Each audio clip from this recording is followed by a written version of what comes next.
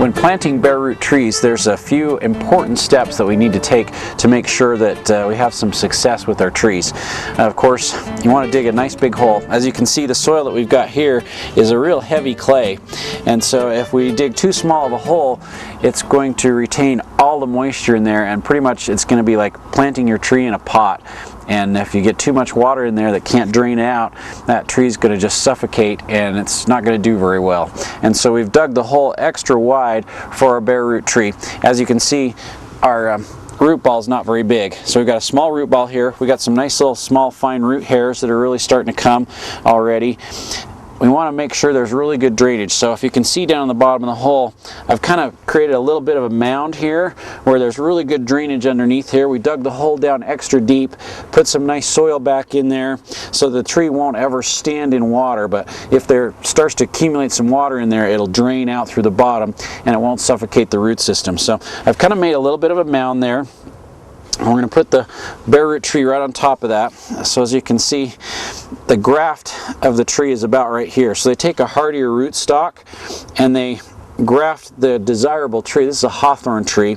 They graft that tree right onto that hardier rootstock, and you can see where the graft is. There's a different tissue to the tree here that's going to be below the surface than there is up here. So we want that graft to be just a little bit above the soil line. So we're gonna plant that tree about right up to there. I might have to lower my mound just a little bit to get that to work out. We want the graft of that tree to be just barely above the surface of the soil when we plant the tree. So I'm going to adjust my mound just a little bit so that works a little bit better. But still, we have really good drainage down there.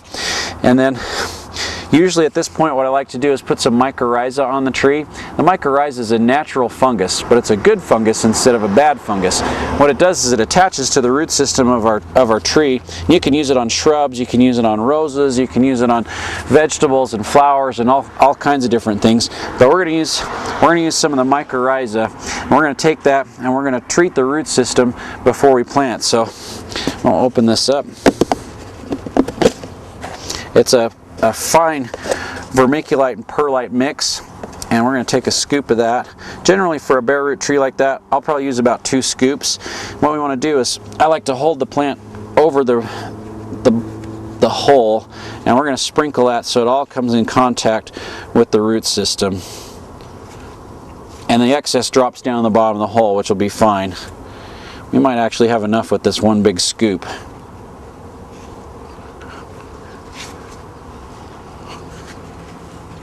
I'll make sure that comes in good contact with all the root system, and then we're going to stand that up down here in the bottom of the hole. And as you can see, our graft is going to be just perfect on the soil line. So at this point, I usually backfill with a little bit of topsoil. So let's lean that tree there. I've got a really nice topsoil here that we're going to put back in the hole. This is a really neat tool. You can use it for a lot of different things, but one is for cutting a bag open, and this serrated blade, it just slices bags open, just perfect for planting. We don't want to put too much soil in there just to start off with, but we'll put a little bit of soil in there, and we can start packing that soil in around it. It's always nice to have an extra helper here when you're planting, so you can have someone hold the tree and put that in. But if you don't have that luxury, like I don't, you got to be a little tricky. So we'll mix a little bit of topsoil with a little bit of soil building compost. We're going to mix those two together, and this will actually help the tree have some really good drainage, which is what I'm concerned about with all that clay around the tree. So we just want really good drainage on that tree, and this is going to help with that. Once we get our tree planted and put in there,